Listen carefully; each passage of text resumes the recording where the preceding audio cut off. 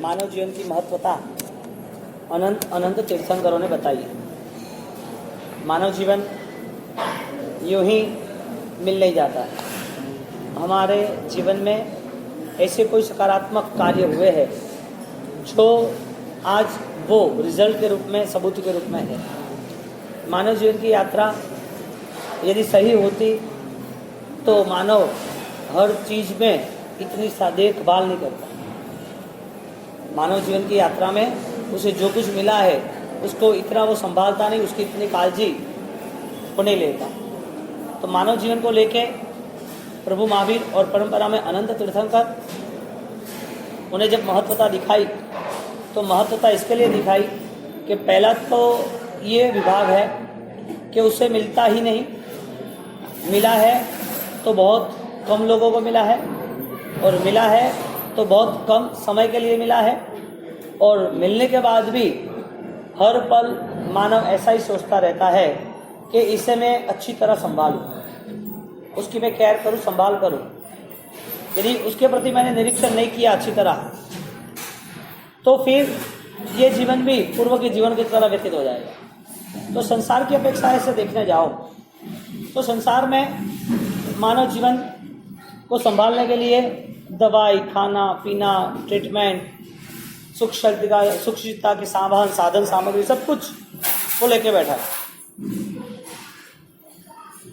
मौत आके चली जाए वो उसे पसंद नहीं है, मौत छू ले वो भी पसंद नहीं है, दर्द आए तो भी पसंद नहीं है। यानी कि उसके जीवन में एक ही बोध है, मुझे अच्छी तरह जीना है, यहाँ रहना है। ज्ञानी कहते हैं तू जो समझ रहा है वो इस भव का नहीं है, भव के लिए। तेरे संस्कार आज ही इस जीवन को पकड़ के चलना ऐसा नहीं है। तेरा स्वभाव आज ही ऐसा नहीं बना है कि तुझे यही चाहिए, इधर रहना ही है। तू जब चींटी के भव में था तभी यही स्वभाव था कि तुझे जीना है, हाथी के भव में था तभी तेरा यही स्वभाव था, तुझे जीना है। ज्ञानी कहते हैं मानव जीवन मिलने के बाद भी इस जीवन में माफी के लिए कोई जगह ही नहीं। मानव जीवन मिलने के बाद माफी के लिए जगह नहीं। जानवर की दुनिया में, नरक की दुनिया में जो भी गलती हुई है उसे माफ।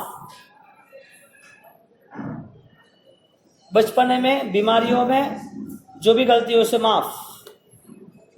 पागलपन हुआ हो तो भी माफ। यानी कि पागल हुए और कोई गलत कार्य किया, बचपन आए गलत कार्य किया, सोच नहीं है, अनसमझे गलत कार्य किया, पूर्व के भव में, तिर्यंच के भव में हिंसा की, वहां कुछ गलत किया, नरक के भव में वहां पर चिल्लम चिल्ली की, द्वेष किया, दुश्मन माना, सब पाप माफ भगवान कहते हैं, क्योंकि वहां पर समझदारी नहीं।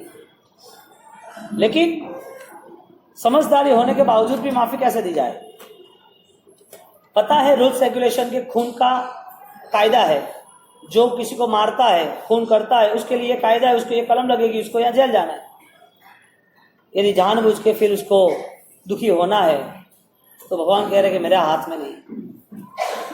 डॉक्टर ट्रीटमेंट देते हैं, दवाई देते हैं, संभालना वो सब स्वास्थ्य वाले को है।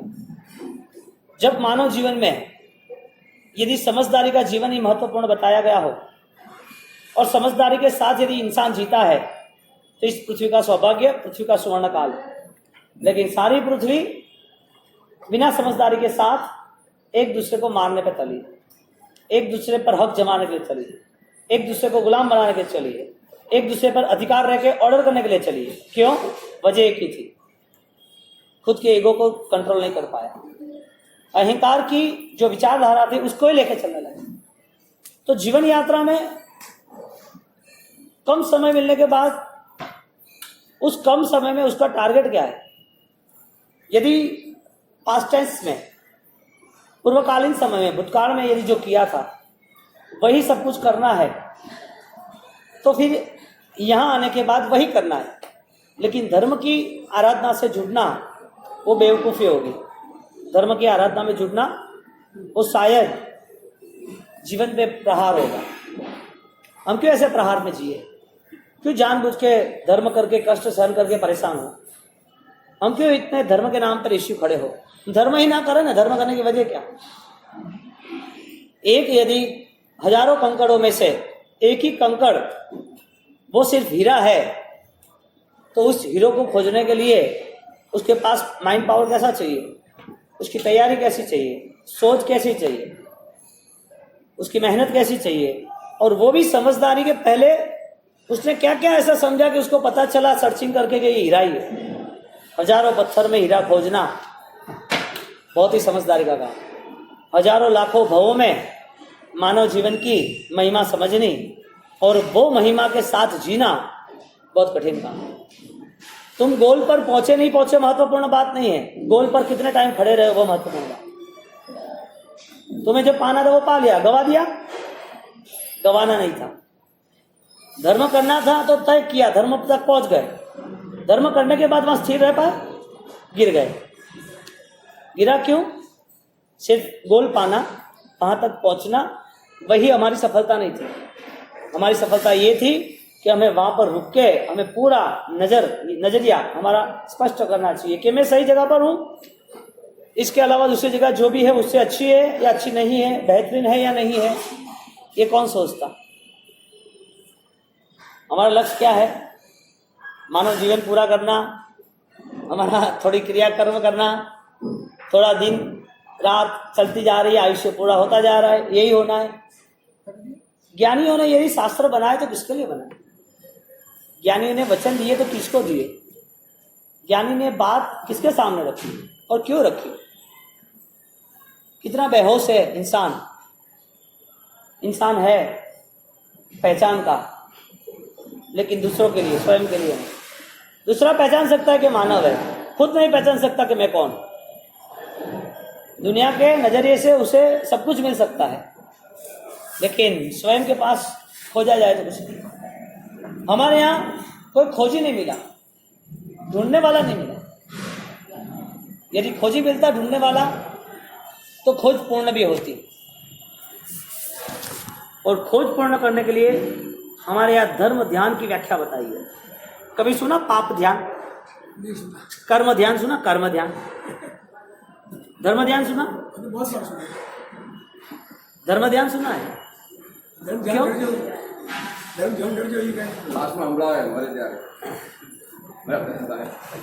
ध्यान यानी विचार सहित, ध्यान एकाग्रता सहित, ध्यान जो अब आपको वापिस नहीं मोड़ेगा, आपको पीछे नहीं ले जाएगा। ध्यान आपकी खुद की पूर्व की अवस्थाओं से श्रेष्ठ अवस्था। ध्यान किसे कहते हैं? जो अब मानसिक स्थिति को चलित नहीं करेगा। आपके लिए अब सूरज है, उसे पहचाना है। कोई भी कभी पूछेगा तो उसे 100 साल के बाद सूरज ही कहेंगे। तारा है, चंद्रमा है, स्टार मून वगैरह, उसको पहचाना है, उसका पता चला है, उसकी शिक्षा ली है, उसे आसमान, तारे, चांद, उसे वही कहेंगे। शिक्षा स्पष्ट होती है, समझदारी स्पष्ट होती है, तो उसके लिए फिर कहीं भ्रमणा नहीं रहती। धर्म की व्याख्या ये है, धर्म ध्यान यानी उसके जीवन में परम शांति का अनुभव, और वो कोई भौगोलिक सामग्रियों से नहीं होता है, जगत की टेक्नोलॉजी और सामग्रियों से नहीं होता है। जो अनुभव, जो शांति है, वो अपने नेचुरल पावर से होती है। अपना निर्दोष जीवन, अपने मन में जो भी नेगेटिविटी थी वो सब समाप्त करने के तैयार है। प्रभु महावीर की परंपरा में, प्रभु महावीर थे तब भी कितने साधु हुए, कितने साध्वी जी हुए, कितने शावक हुए, कितने साविकाएं हुए, कितने ऐसे जीव थे जो प्रभु महावीर को पहचाना, नहीं पहचाना, जो लाइव थे, साक्षात थे, विद्यमान थे। उस समय में प्रभु महावीर का रोल क्या रहा? यदि प्रभु महावीर बहुत ही कम समय में समझ में आ जाते, प्रभु महावीर की धर्म आराधना, प्रभु महावीर ने बताया हुआ पूरा धर्म अनुष्ठान यदि कम समय में पता चल जाता तो शायद हर किसी के लिए टैबलेट खरीदने जितना सस्ता हो जाता। प्रभु महावीर और उनकी परंपरा, उनसे जुड़े हुआ इतिहास और उनसे जुड़ी हुई अनुष्ठान की आराधनाएं, वो सब लोगों के लिए मुमकिन इसके लिए नहीं है कि उनको सिर्फ बाह्य व्यवहार और ऊपरी क्रिया ही करनी है। आंतरिक उसे कोई लेना देना नहीं है, और आंतरिक लेना देना हो तो सबसे पहला रिजल्ट आता है वो अपने जीवन को बदलाव में ले जाएगा। आपको जितनी भी स्टोरी पता है धर्म के नाम की, यदि आप सर्च करोगे देखोगे तो कोई भी पापी था तो पुण्यशाली बना, गलत रास्ते पे जा रहा था, रुक गया, मुड़ा, प्रायश्चित किया। किसी को पता ही नहीं था, कई सालों तक जब पता चला तो ऐसा तय किया, ऐसा स्वीकार किया, अब बदलाव लाना ही। कितना बलवान संकल्प। बहुत कम लोगों के लिए ये हिस्सा बनता है, बहुत कम लोगों के लिए मोड़ और घटना होती है, और हमारे जीवन में ये समझदारी आने का समय बहुत बहुत देर तक रहेगा। प्रभु महावीर जब 2600 साल पूर्व का काल और 2600 साल के बाद 21,000 तक यही परंपरा रहने वाली है, तो इसमें किसका इन्वॉल्वमेंट है, किसके लिए यहाँ पर प्रभु महावीर का शासन प्रमाणित साबित होगा, किसके लिए? ज्ञानी कहते हैं जो मिथ्यात्व त्याग करता है, जो सम्यक दर्शन की प्राप्ति करता है, जो अपनी नेगेटिविटी है उसे दूर करता है, जो किसी के प्रति दुर्भावना है उसे वो दूर करने की पूरी तैयारी करता है, वो भी 100% तैयारी।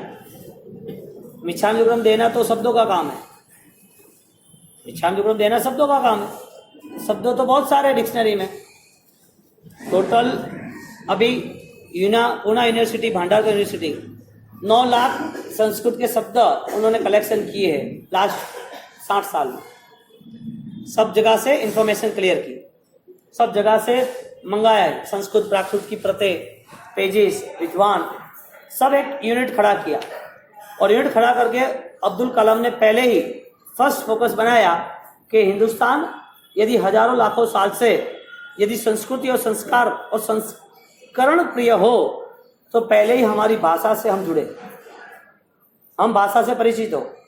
9 लाख शब्द है, कितने अवेलेबल है इंफॉर्मेशन के लिए, नहीं कुछ पाने के लिए। 9 लाख शब्द है, और 9 लाख शब्द के बाद मैं कहना चाहता हूँ डिक्शनरी में भी शब्द है जो हमें पता है, और हम जो बोल रहे हैं वो भी शब्द है, तुम सुन रहे वो भी शब्द है, प्रभु महावीर का शास्त्र पढ़ रहे वो भी शब्द है। शब्द किसके लिए काम के हैं? जिसको इंफॉर्मेशन पानी है उसके लिए, या जिसको इंटेलेक्ट पावर, आंतरिक शक्ति को बढ़ाना है इसके लिए। शब्द धारदार हो तो काम के है, शब्द धार रहित हो तो कोई काम का नहीं। परमात्मा की बात है, यदि उसकी बुद्धि को, यदि सूक्ष्म तीक्ष्ण प्रज्ञा को और पावरफुल बना सके, वो इंटेलिजेंस तो बने लेकिन उसकी इनर सेंस, आंतरिक शक्तियां भी बढ़े, वो उसके लिए शासन का पूरा परिणाम। अब शास्त्र के बोध 21,000 साल तक चलना, 2600 साल हो चुके हैं, इतना अभी वापिस 18,500 साल का डिस्टेंस, उस डिस्टेंस से प्रभु महावीर के शासन की बात किसके लिए उपयोगी रहेगी, अनुकूल रहेगी, सिद्ध बनेगी? किसके लिए? शब्द है, इसका मतलब क्रिया हो जाती है, शब्द से इडिया वयम हो जाएगी, शब्द से इडिया वयम हो जाएगी, शब्द से मिच्छामि दुक्कडम हो जाएगा, शब्दों से अतिचार का श्रवण हो जाएगा, शब्दों से प्रभु पूजा प्रार्थना हो जाएगी, शब्दों से माला पाठ हो जाएगी, शब्द से भगवान का नाम, और शब्द से किसी के साथ प्रेम का व्यवहार बना के शायद तुम्हारा ये जीवन अच्छी तरह आप ढंग से जी पाओगे, शायद बाय द चांस। लेकिन इस जीवन के सही रास्ते को यदि चुना है कि नहीं चुना है, जीवन की मंगल कामनाएं, जीवन का मंगल सूर्योदय वो हुआ है कि नहीं हुआ है, वो शब्दों से पता चलेगा, तुम्हारी सोच से पता चलेगा।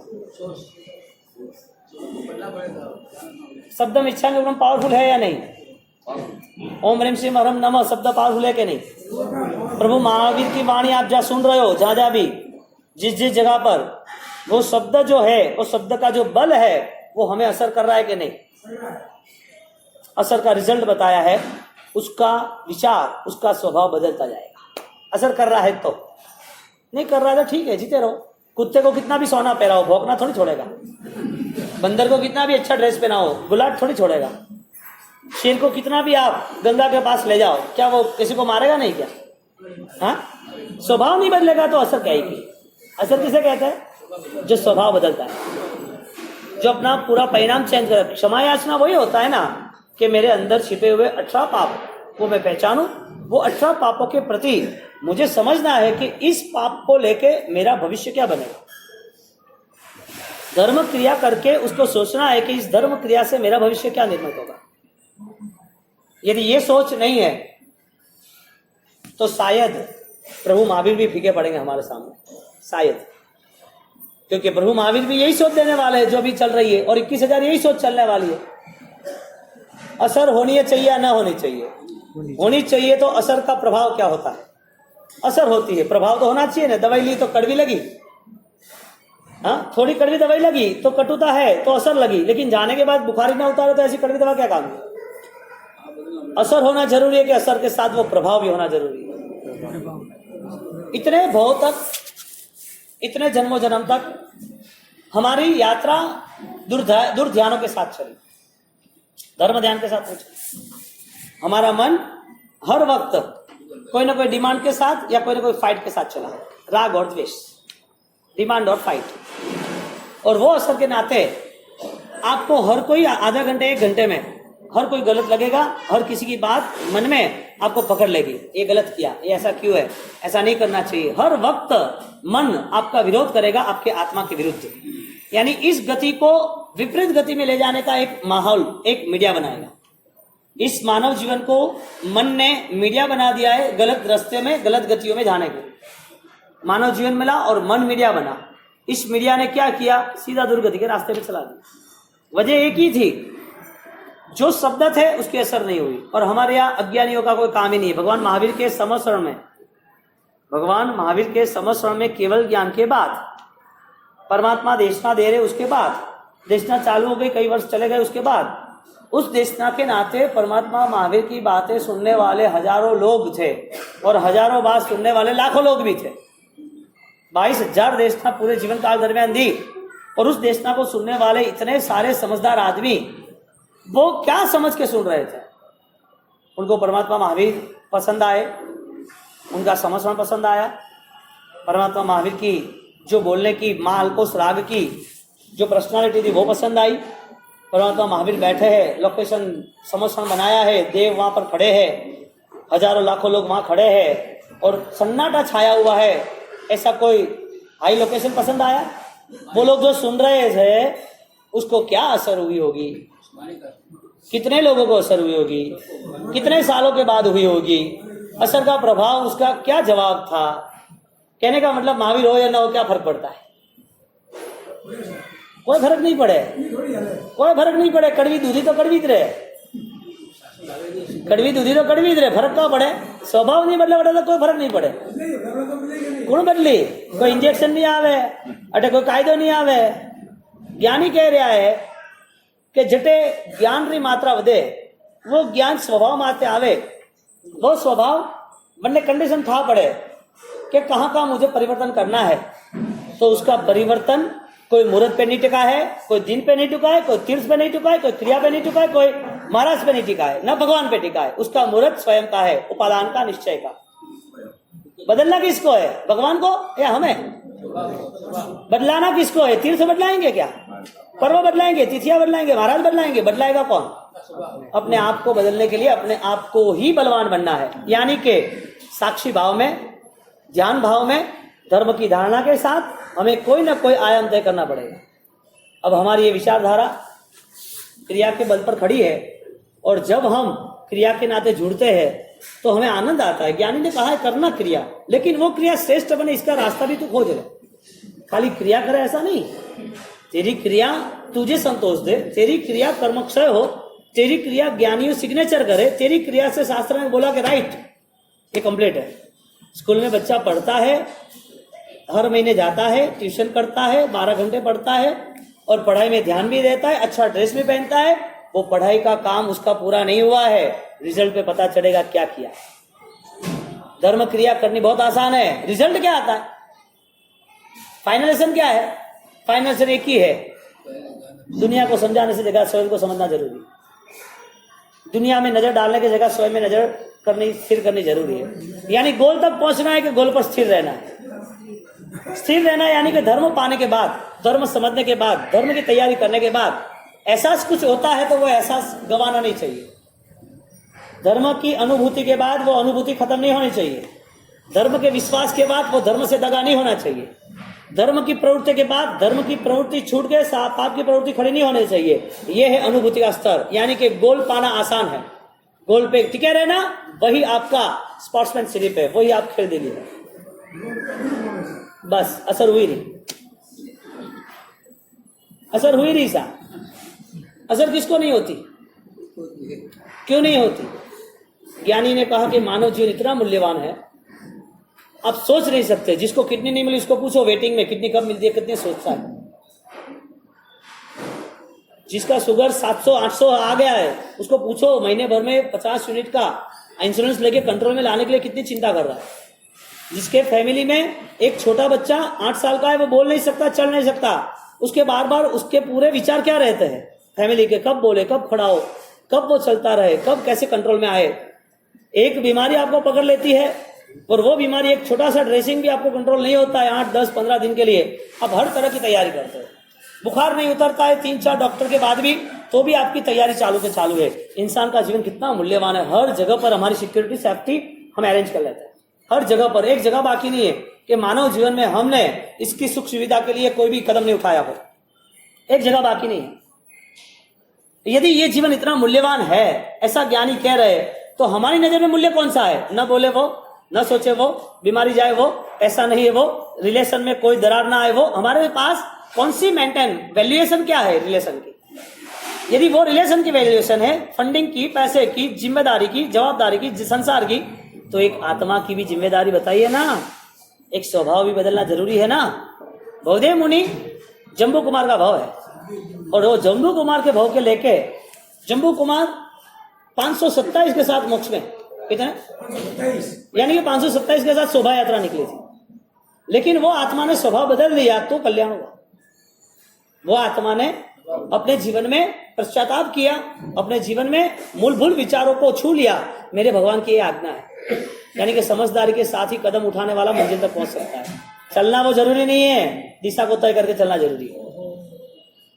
क्रिया करना जरूरी है, या क्रिया का बेस, किस क्रिया कहाँ ले जा रही है वो जरूरी है। हमारे पास क्रिया का अनुष्ठान है क्योंकि शरीर का बल, हमारे पास दान है क्योंकि पैसा है, हमारे पास उपवास है क्योंकि शरीर का बल है, हम कर सकते हैं, हमारे पास थोड़ी मेमोरी है इसके लिए कुछ बोल सकते हैं, हमारे पास और ज्यादा इंटेलिजेंस है तो मैनेजमेंट कर सकते हैं, हमारे पास अच्छा बोलना चालना है तो रिलेशन मेंटेन कर सकते हैं। हमारे पास सब कुछ है, कम नहीं है कुछ भी। मानव जीवन लेके आए, पुण्य लेके आए, सब अनुकूल है, लेकिन जब वहां तक पहुंचकर वो संभालना है वो कठिन। रिजल्ट क्या है? बच्चे का पढ़ाई का रिजल्ट क्या है? बीमारी के बाद डॉक्टर की दवाई लेने के बाद रिजल्ट क्या है? धर्म क्रिया करने के बाद। तो धर्म अनुष्ठान वो फीके नहीं है, कमजोर नहीं है, गलत भी नहीं है, खो देने जैसे भी नहीं है, छोड़ने जैसे भी नहीं है, लेकिन धर्म अनुष्ठान यदि समझ लिए तो वो मंजिल तक पहुंचा देंगे। हमारे पास सिर्फ धर्म अनुष्ठान की क्रिया की ही बात है, हमें धर्म अनुष्ठान करना ही पसंद है। धर्म में जुड़ गए तो हमने ऐसा मान लिया कि हम आनंदित हैं, हम खुश हैं। यानी कहते हैं इस संसार के बाद भी एक नया महाप्रयाण, एक नई महायात्रा है जिसका नाम है अध्यात्म और अभ्युदय। वो तैयारी समझदार के लिए है। बहुदेव मुनि ने वो तैयारी की। समझदारी आए तो अपने आप से आए, वरना सगे बाप से भी नहीं। बदलाव लाना है तो स्वयं ला सकेंगे, वरना परमात्मा भी ला नहीं सकेंगे। बोलो, स्वभाव के स्तर पर नेचर चेंज करना है, इसके लिए कितना मोटिवेशन, कितने शास्त्र, कितने गुरु भगवान, कितनी क्रियाएं, कितने हम नॉलेज इकट्ठा करते रहेंगे, ऐसी कितनी इंफॉर्मेशन हम पाए कि जिसके हिसाब से जीवन में कुछ मंगल शुरुआत हो। और भगवान मंगल शुरुआत कहते हैं, तुम्हारे जितने नेगेटिविटी है वो खत्म करो। और नेगेटिविटी को पहले सोचोगे नेगेटिव है कि नहीं, हिंसा नेगेटिव है कि नहीं है, झूठ नेगेटिव है कि नहीं है। हम तो इतना सोचते हैं कि नहीं मारना वो पाप नहीं है, बस हम तो इतना ही सोचते हैं, किसी को घास खिला दिया, कबूतर को दाने खिला दिए, चिड़िया को नहीं, इनको वो धर्म है, इतना ही समझ रहे। हमारे मन में छिपी हुई जो भूतकालीन पूर्व के कालों की जो पूरी संस्कार यात्रा जो विकृत के साथ है, उसका ऑब्जर्वेशन भगवान और आप दो के अलावा तीसरा कोई नहीं कर सकता। अनंत ज्ञानी देख सकते हैं, उनको पता है कि हमारा अगला क्या है, त्रिकालदर्शी है इसके लिए। और आप खुद देख सकते हो, अभी आप अच्छे हो, मौन हो, अच्छे जवाब देते हो, अच्छी समझदारी है, लेकिन मन में जो चल रहा है उसका बदलाव आएगा कि नहीं आएगा? बदलाव लाने वाला कौन है? यदि लाने वाला है तो उसको स्वाध्याय में यानी कि संस्कार में जुड़ना पड़ेगा। दादा गुरुदेव रायसूरी महाराज जब इतनी विशाल संस्कार की यात्रा लेके लॉट ऑफ इंफॉर्मेशन अभिधान राजेंद्र कोश और दादा गुरुदेव रायसूरी ने जब इसमें 4.5 लाख श्लोक कितने वर्ड्स क्लियर किए होंगे। हाँ साहब, एक श्लोक में कितने वर्ड्स अलग अलग जैसे कि समझो कि अपन ये श्लोक लेते हैं कि आदिमम पृथ्वी नाथ, तो आदि तो कॉमन है, लेकिन पृथ्वी शब्द, नाथ शब्द, निष्परि शब्द, तीर्थ शब्द, ऋषभत शब्द, स्वामी शब्द, आदिमम पृथ्वीनाथ मादिमम निष्परिग्रहम आदिमम तीर्थनाथम। ऐसे वर्ड्स लेके 4.5 लाख श्लोक, 63 रनिंग, 76 कंप्लीट, और ये सारे शब्दों के समूह लेके वो चले। इतनी सारी इंफॉर्मेशन हमें हमारे सौभाग्य से मिल गई है। अब दुनिया में जाओ देखो तो सही कैसी कैसी जिंदगी जी रहे वो लोग। ऐसा नहीं मिल रहा है तो कैसा जी रहे, ऐसा मिला है तो कैसा जी रहे। जिम्मेदारी निभानी और कमाना है तो मिडिल क्लास कैसे जी रहा है। जिम्मेदारी हो गई, पूरी हो गई, लेकिन अब पैसा कहाँ रखना है तो कैसे जी रहे। जिसको एक दिन के लिए 100 रुपये भी नहीं मिलते खाने के प्रॉब्लम से, वो कैसे जी रहे। कितने धंधे, कितनी बुराई है, कितना गलत काम, सब कुछ करने के लिए तैयार है। उनके पास सोच नहीं, शब्दों का समूह नहीं है, जीवन कैसे व्यतीत करना। हमारे पास यदि है तो हमारे पास वो स्थिरीकरण, वो टारगेट कैसे मन बनाना। ऐसे परम गुरु का योग मिला हो, हमें एक सिद्ध पुरुष का योग मिला हो, राजेश्वरी महाराज का, और ऐसे महापुरुष जब हमें इतने ज्ञान की विशाल यात्रा देके जा रहे हैं, वो दीवादांडी रूप है जिन शासन में, इतनी गहरी यात्रा, और वहां तक 4.5 लाख श्लोक, 7.5 यानी कि 7 पे भाग में, और 40 किलो का वजन आदमी तोक नहीं सकता। इधर भेजे में कैसे डालेगा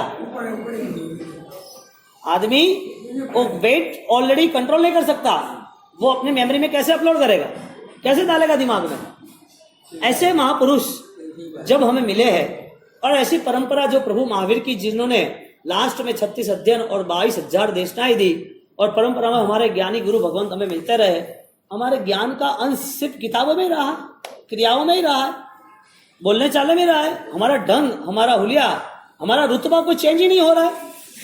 तो शास्त्रकारों ने चंड कौशिक को बताया चेंजेस, चंदनवाला का चेंजेस बताया, यहाँ पर भवदेव मुनि का चेंजेस बताया, इतने सारे शालिभद्र धन ना, इतने सारे जो एग्जाम्पल्स है, ये किसके लिए है? समझदारों के लिए। पागल के लिए तो सोना भी पित्तल ही है, समझदार के लिए तो, उसके लिए तो कांच हीरा, वो उसकी परख है। पहला एक ही टारगेट आता है, आप सही ढंग से जीवन को समझना सीखो, शास्त्र के बोधों को, शास्त्र के रहस्य को गहराई तक पहुंचने का खोजो। उसकी खोज के साथ तुम्हारा जो ध्यान होगा, मेडिटेशन होगा, तुम्हारी धर्म आराधना की यात्रा होगी, वो यात्रा सर्वश्रेष्ठ और शीघ्र गति वाली होगी। उस यात्रा में हमें रहना है। बहुदेव मुनि रहे। अब सोचो कि आपके विचार 10:30 के बाद क्या होने वाला है। अभी बैठे हो, क्या होगा? हम भविष्य का सोच के बैठे हैं। भविष्य हालांकि कभी आता ही नहीं। हम पास्ट टेंस को इतना पकड़ के रखते हैं, जो चला गया है, जो मर गया है, मर्दा है, जो कब्र में है, फिर भी उसके सामने नजर है। क्यों? मिच्छामिदुक्कड़म कैसे दोगे? समापर्व कैसे मनाओगे? और वो मनाने के लिए भी उसको ईगोलेस होना इतना जरूरी नहीं है। उसकी खुद की क्वालिटी क्या है वो मेंटेन करना जरूरी है। मेरी आत्मा में बल कौन सा है, उसके लिए मुझे पुरुषार्थ करना है। मिच्छामिदुक्कड़म दे दिया, बात खत्म हुई। दुनिया भर के बैनर है, दुनिया भर के व्हाट्सएप में, दुनिया भर के कार्ड, सबको मिलना जाना, मिच्छामिदुक्कड़म जरूरी है, व्यवहारिक है कि मन थोड़ा सुलझे, मन के व्यवहार थोड़े और सरल हो जाए।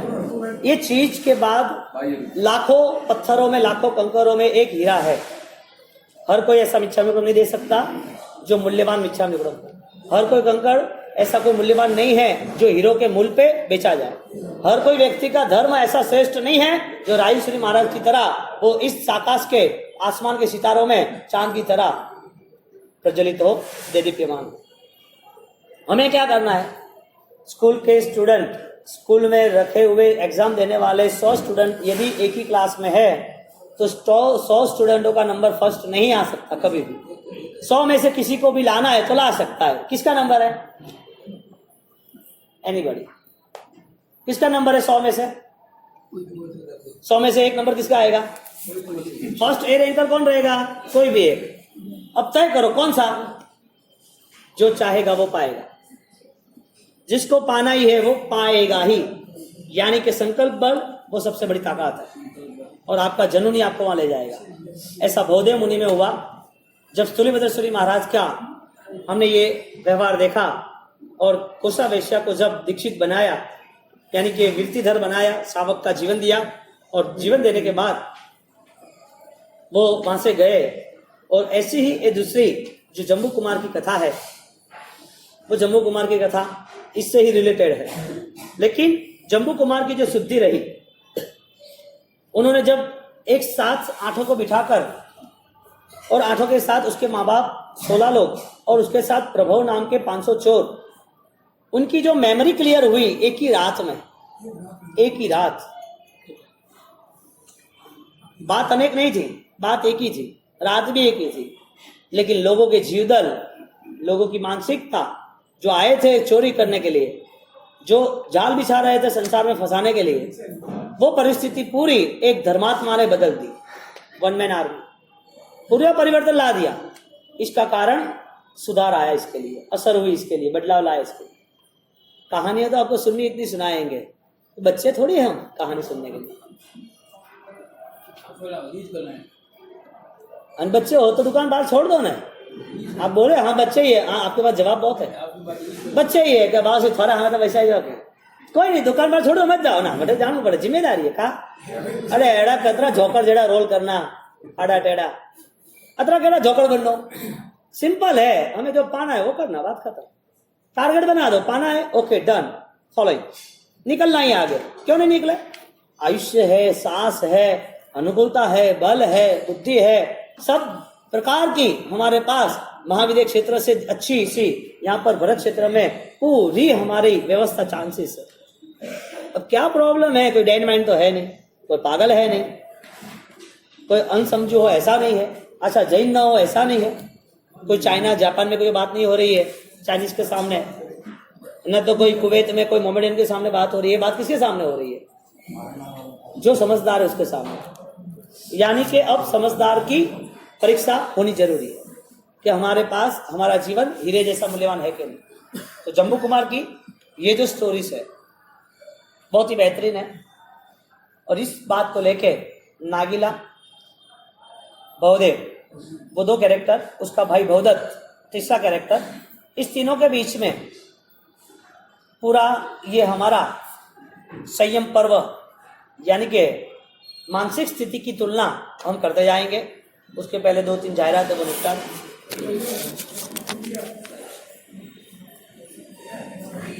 पालिताना के हो, संघेश्वर के हो, या कोई नया निर्माण भी हो, पूर्व भूमिका ये पूरी है। और आप देखने जाओ, जैन समाज वो निर्दोष और प्रभाव कार्य करता है, किसी हिंसा पे हमारा धर्म है ही नहीं। तो आप इस पूजन में आपकी अनुकूलता हो, लाभ कम ज्यादा लो बात अलग है, लेकिन उसके मंत्रोच्चार जो सुनोगे आप, सब जगह ओम रेम सिंह तो फर्स्ट है। तो ये पूजन में जैसा समय आएगा वो सब मैसेज बैनर बोर्ड दे दिए जाएंगे। तो ज्यादा से ज्यादा आप मन बनाना, आप कराओ साल भर में एक बार तो बढ़िया है। मेरा तो मन में हर महीने एक बार इस चीज को लेके, यानी कि साल भर में एक बार अरहम की उपासना को लेके 21 दिन की आराधना मौन पूर्वक एकांत में बढ़िया से बढ़िया शुद्धि के लिए होती है। और टाइम नहीं होता, व्यार रहता है, तो फिर महीने में एक दिन बढ़िया श्रेष्ठ अच्छा अनुकूल वाला गुरु पुष्य है, उत्तरा फाल्गुनी है, स्वाति है, तो उसमें 6-8 घंटे का पूजन का विधान। आप ये पूजन में बैठोगे तो आपको खुद को महसूस होगा कि कुछ एनर्जी डेवलप हुई है। बहुत ही प्राचीन और प्रभावक तो है ही, लेकिन ये पूरी आमना है, ये पूरी पाषाण भगवान के करीब से पूरी चलती आई है हमारे यहाँ। क्योंकि उसमें जो प्राचीन विधि विधान, विक्रमादित्य को कवर करना, राजा महाराजा को कवर करना, और सूर्य भगवंत जो इतना बल लेके बैठना, और बल लेके के बाद उनको आगे का दिखे। रायन सूर्य महाराज ने पूरा अरहम पे ही पूरा योग सिद्ध किया था। ओम ह्रीम सिंह अरहम नमः 1.25 करोड़ की आराधना। इस पूर्णाहुति पे हम ये पूजन, और मुझे आनंद है कि संघ में सब लोग जुड़े तो सब लोग वापिस आराधना में आगे बढ़े। ये पूजन प्रभाव के आप आने की धारणा रखना। अपन चलिए हरण पूजन में किसी महानुभाव की भावना हो, 3-4 नाम बाकी है।